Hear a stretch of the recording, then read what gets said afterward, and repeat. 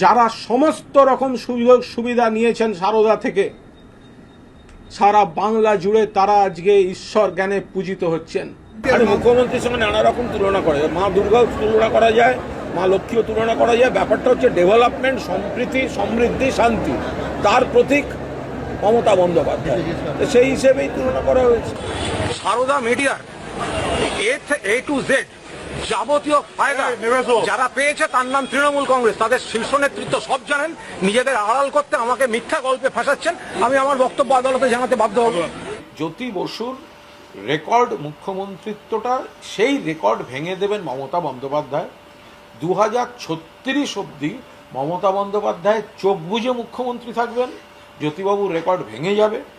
যদি না তার আগে 2029-এ মমতা বন্দ্যোপাধ্যায় দিল্লির বৃহত্তর দায়িত্ব পালন করতে হয়।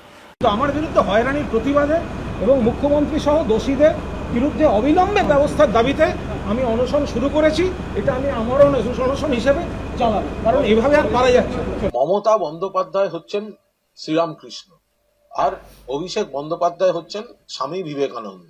সিবিআই যেখানে মামলা করছে সেখানে রাজ্য সরকার পুলিশ দিয়ে আমাকে হেনস্থা করা হচ্ছে। মিথ্যা মামলায় সিবিআই যেখানে মামলা করছে,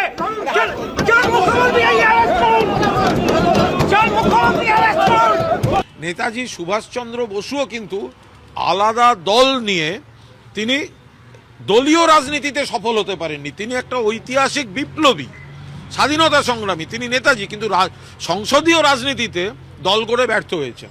বাংলার মাটিতে যদি আলাদা দল করে কেউ কোনো নেতা বা নেত্রী সফল হয়ে থাকেন, তো তাহলে সেটা একমাত্র মমতা বন্দ্যোপাধ্যায়।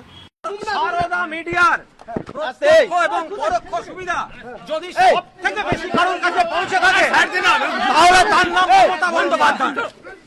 আসুন আমরা এমন ভাবে এই চ্যালেঞ্জটা গ্রহণ করি, 2024 সালের 15ই আগস্ট দিল্লির লাল কেল্লা থেকে বাংলা তাঁতের শাড়ি পরা, হাওয়াই চপ্পল পরা বাংলার মেয়ে লাল কেল্লা থেকে জাতির উদ্দেশ্যে ভাষণ দেবেন।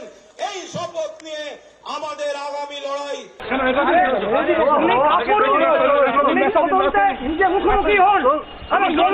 আমি মুখোমুখি মুখ্যমন্ত্রী।